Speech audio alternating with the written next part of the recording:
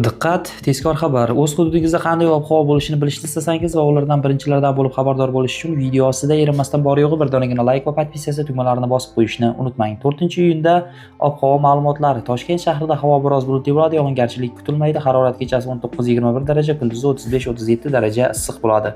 Qoraqalpog'iston Respublikasi va Xorazm viloyatida havo biroz bulutli bo'ladi.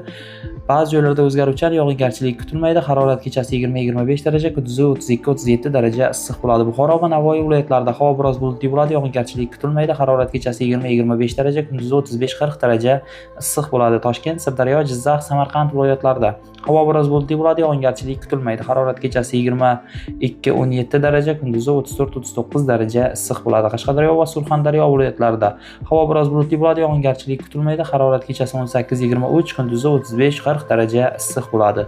Andijon, Namangan va Farg'ona viloyatlarida havo biroz bulutli bo'ladi, yog'ingarchilik kutilmaydi. Harorat kechasi 17-22 daraja, kunduzi 32-37 daraja issiq bo'ladi. Respublikamizning tog' va tog'oldi hududlarida ayrim joylarda qisqa muddatli yomg'ir yog'ishi va momaqaldiroq kuzatilishi mumkin.